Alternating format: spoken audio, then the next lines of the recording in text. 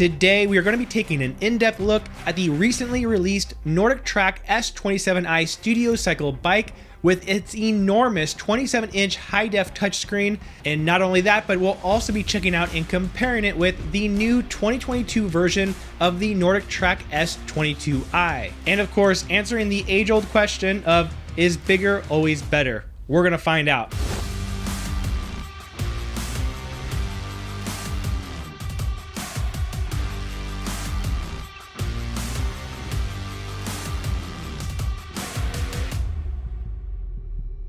The Nordictrack S27i's 27-inch screen is the largest of any connected fitness bike currently out on the market, and it feels really huge because you have your face so close to that screen that if it was any larger, I think you would have to move your head back and forth just to be able to see what's going on. The question, of course, is does this larger screen actually improve the overall experience, and if it is worth the extra cost over the S22i, which has a 22-inch screen? For me, I actually really like having the larger screen. I personally stick almost exclusively to the scenic-led rides, which by the way are fantastic, and we'll talk a little bit more about those later. And typically, I'll even hide the leaderboard and sometimes all of the metrics during these classes just to have the best visual experience possible. And so with the larger screen, it just makes everything look and feel even better and more immersive. That's not to say that the S22i doesn't do that well, as that size is pretty good too, but if I had to choose one over the other, I would definitely pick the S27i. But that's not the only difference between the S27i and the new S22i. Another difference between the bikes are how the handlebars and screen are adjusted up and down. If you're like me, you have to share your bike with your significant other or somebody else in your family who isn't the exact same size as you. And if you've used connected fitness bikes before, you may have found that the hardest part of adjusting it is lifting the handlebars and screen up and down because of how heavy that part of the bike is. Well, this would have been an even bigger issue with the S27i because the screen is even heavier, but Nordictrack implemented some sort of new leverage system here to the handlebar adjustment, and I can't even tell you how exactly it works, but it works really well, so that if you need to adjust the handlebars up, it takes very little effort as it almost just sort of floats up with a little pressure from your hand. This makes adjusting the handlebars on the S27i significantly more easy to do than the S22i, which doesn't have this new adjustment system. Now, another unique feature for the Nordictrack S27i and S22i is the automatic incline and decline motor, which allows the bike to shift up to a 20% incline and a 10% decline. This is actually a really key feature as it makes all of these scenic rides much more immersive and a lot more enjoyable. Because when you see a hill coming up, you know you are actually going to feel it. And if you start to head downhill, you're not only going to get that feeling of leaning forward, but also the resistance becomes a lot easier like it would in real life. And I think this is a big reason why you don't see a lot of other companies focus a lot of effort on their outdoor scenic rides, because without this incline and decline function, it's just not going to be as good of an experience. And Nordictrack initially claimed when I purchased these bikes that the S27i and the new 2022 model of the S22i both had a newly enhanced incline and decline motor, which was supposed to make the adjustments even faster and feel more natural. But I noticed literally as I was finishing writing this script that they had changed that on their website and no longer claim this. However, I did do a simple test for this to see how long it took each bike to go from a negative 10% decline all the way up to a 20% incline. Now, last year's 2021 model of the S22i took around 18 seconds to complete this. Then when I tested the new 2022 model of the S22i,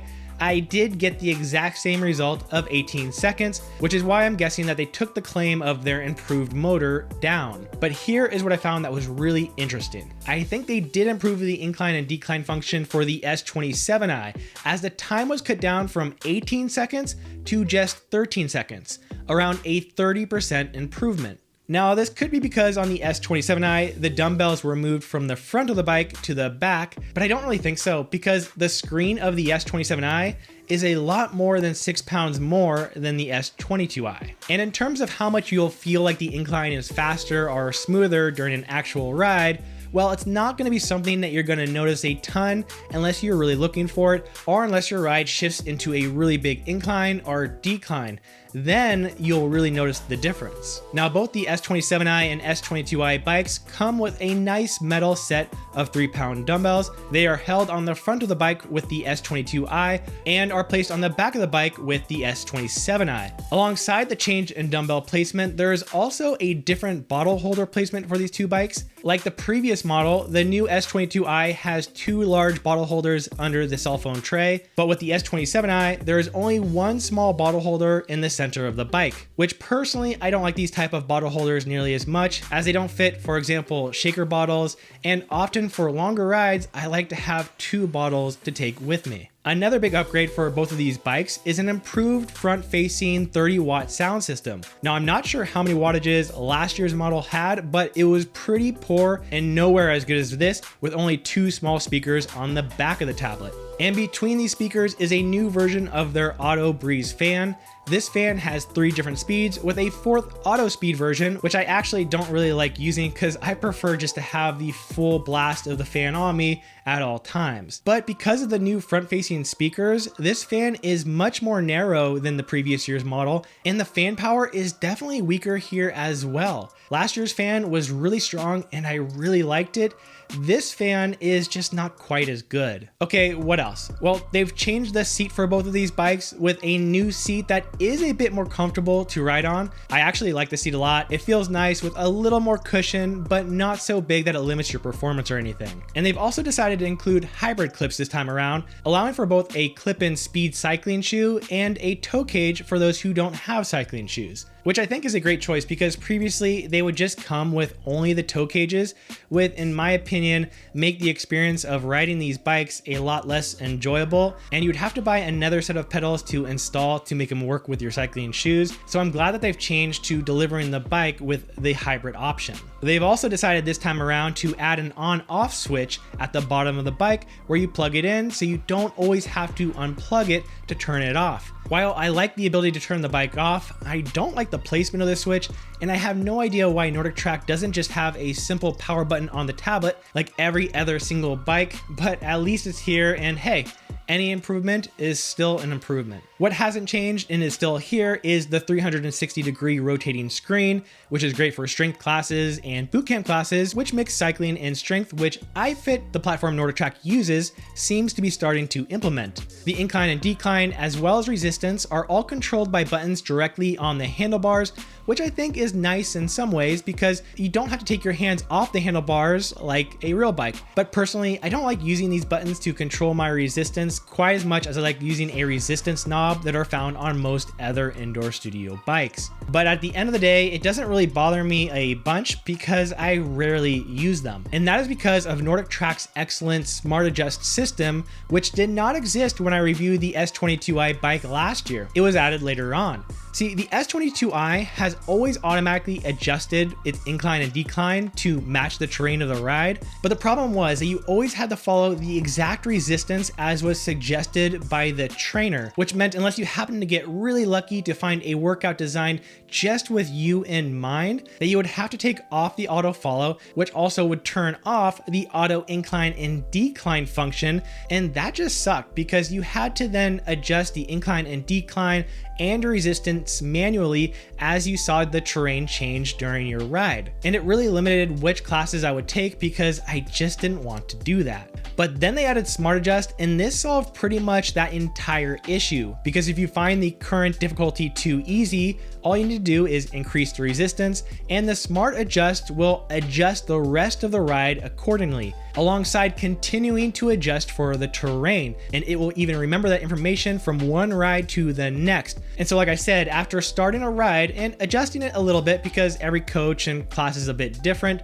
once you find that sweet spot, well, you don't really have to adjust anything for the rest of the ride, which is a really awesome feeling, and it really opens up so much more content on the bike, because if you are an advanced rider, you can now enjoy beginner rides, or as a beginner, you can now enjoy so-called advanced rides and check out all all the cool locations and great coaches because you can just use Smart Adjust and enjoy the content at your current level of fitness. I was so happy when I saw they had finally implemented this, and for me, it was a big turning point for both NordicTrack and iFit for making a solid and really great fitness program. That's not to say it's perfect though, it still has some issues. I think it could be better fine-tuned on certain rides or during certain inclines, but for the most part, I really just don't have to change much, and that allows me to do what I like most when I take an iFit class, and that is to just turn off the metrics and the leaderboard and just take in the location without caring about any of the other stuff. Most of the rides have the instructor telling you which perceived rate of exertion you should be at, so there's really no necessity to have those metrics on at all times. And it's a very different feeling than taking like a studio class, which is much more metric and number driven. And I like that type of class too, but there's definitely a place and time for both. And for these scenic rides, I just don't feel like I need all of the rest on the screen. But I would be lying to you if I said that was the only reason I turn off the leaderboard and metrics. The other reason is because I don't like how they look or how they are implemented here. The leaderboard doesn't allow you to really see who is or isn't taking the class at the same time as you, and there's no way to interact with other people either, and that's the only real reason I like leaderboards in the first place, so I just swipe it away. And the metrics at the top, it just for some reason looks bad to me. It looks a little better on dark mode, but they keep the metrics limited to like 4 at a time, which means, for example, you can't see your heart rate and your resistance level at the same time. You'll have to press through to see it all. And look, I just really think this UI could stand to see a big upgrade. Not to mention the damn circle with a plus at the bottom center of the screen. Like, this is an amazing scenic ride, and you're just gonna leave this annoying little icon that almost nobody uses just floating there. And the only way that icon goes away is when you select full screen. So yeah, I would just prefer not to see any of this stuff if it's gonna look and respond the way it does. I'll just occasionally swipe down to check things out throughout the workout instead. The music here is also something that has improved quite a bit since I reviewed this bike last year. Before, there was really only one radio station to choose from, and like half the time it would play Britney Spears or Miley Cyrus. But now they have improved that with 11 radio stations to choose from, which does help significantly. It's still not really that great for their live studio classes, which I honestly don't think could ever be really good unless they are able to create a class with a certain playlist in mind. But for those outdoor scenic rides, which is really the whole reason you should be considering this bike, the new music selection does the job here pretty well. And if you would rather listen to your own music, what's nice here is that you do have complete control over the audio, so you can turn the music completely off and still leave the instructor on, allowing you to play your own music on a different device should you want to. I will also mention briefly that there is still the ability to create your own rides through their Google Maps system, so you can potentially try out a trail or a race that you may want to do in the future and have the bike auto adjust the incline and decline as you ride through it. But you are basically just riding through a series of pictures or with a map, so I doubt many people really will ever use this function outside of someone specifically trying to prepare for a race. Finally, I do want to say this about the iFit platform, and that is I have seen dozens of improvements over the past year, from better quality streaming to better class layouts, improved filtering, the addition of the dark mode, a better cadence of new programs, and some really solid new coaches being added on. And I am excited about the future of the platform and plan to take more iFit classes than ever this year because of it. So do I recommend the S27i and S22i Studio bikes? Of course. They are both fantastic bikes. The S22i is probably the best bike right now under $2,000, and the S27i is probably the best, if not the top 2 connected fitness bikes available at any price. Either one is going to be a fantastic choice, with the S27i being the one that I suggest the most if you have the extra money to afford it. And you can learn more about each of these bikes I put links to in the description below. And if this video helped you out, please make sure to press that like button, as it helps me out a ton. As always, I really do appreciate it, and I'll see you next time.